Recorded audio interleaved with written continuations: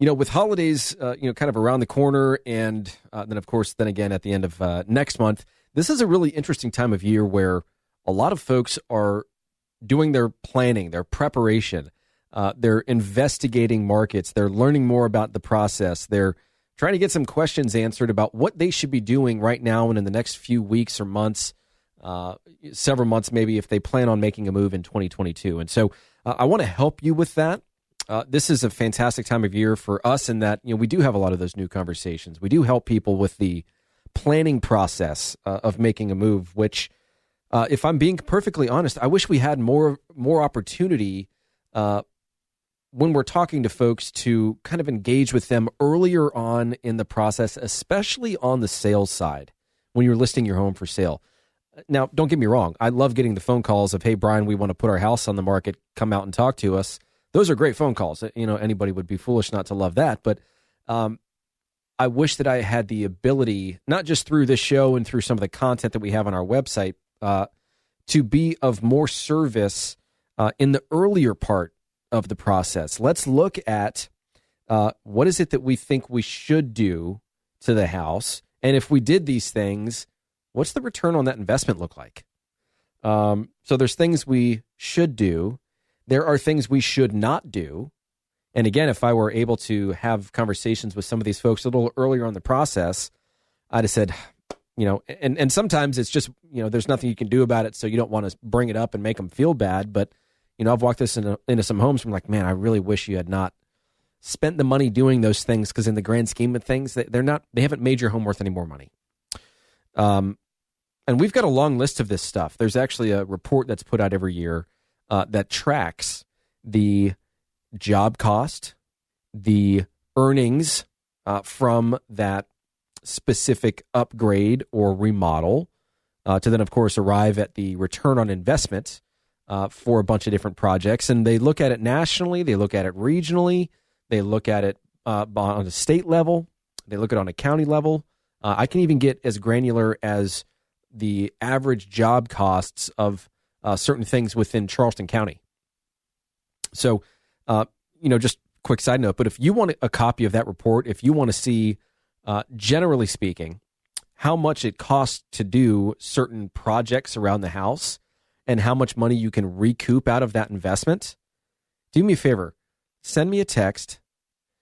843-400-8009 is the number you're going to text, and you're just going to text the word report. I'll know what you're talking about. Text the word report to 843-400-8009.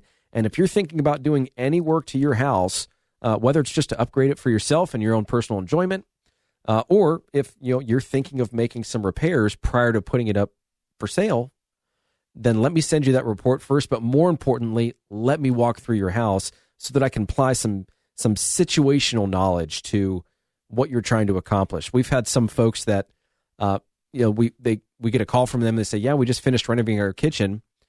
And I'll ask them, so tell me what you did. What kind of cabinetry is it? Countertops, tile, appliances, so on and so forth. And some of the, we had this happen a little earlier in the year where somebody did about a $60,000 kitchen renovation on about a $200,000 house. Guys, don't spend $60,000 on a kitchen on a $200,000 home. It looked beautiful. It was fantastic. It was nicer than most kitchens in $600,000 homes. But you don't need to be spending that kind of money on a kitchen remodel for a home that is worth that amount of money. You're not going to get anywhere close to your money back. The other important thing to mention here is if you're planning on doing some work to your house, we have all types of relationships with vendors that can help save you money and that are reliable. When you hire them, they show up. They get the job done. They do it right. I'm not going to promise you that they're the least expensive, because they're not. In the world of contracting, you get what you pay for. I'm a firm believer of that. But of course, from our perspective, we've already vetted them.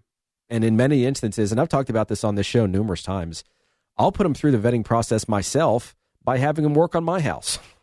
I'll take the hits. If they suck, I'm certainly not going to recommend them to somebody. And I've had plenty of them that, say they're going to be there and they don't show up. And sometimes the work that they do is subpar, and I've got to fight those battles. But then you find some that are really worth the time, the energy, the cost. and they do a great job, and they deserve more business because they're actually doing what they're supposed to be doing. They're a real asset to our team. So the people that we recommend are people that we would use personally on our own homes with our own money. So if you need some help with a suggestion, with a recommendation, if you want to walk through the property and say, here's what we're thinking about doing, tell me what I'm missing or tell me what where I'm going wrong. And our hope is that we give you our blessing. Hey, these are all great ideas. Here are some things that you could do. Here are some things that I would not do. And here's how much we think they're going to cost. But here are the people that we typically use to handle that kind of stuff. Just doing that alone, I can almost guarantee you, and I understand saying this is it's tough to track that, but I can almost guarantee that we're going to save you money and time and headache on that process. So if that's something you're considering doing,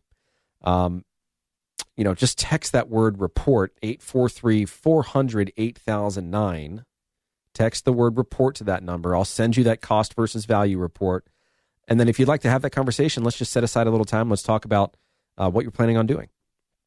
So what's interesting is, that story that I just mentioned about Zillow going out of business for home flipping through their Zillow Offers program, which was only available in 25 cities across the country, by the way, but lost them a ton of money and forced them to, fire 25% of their workforce.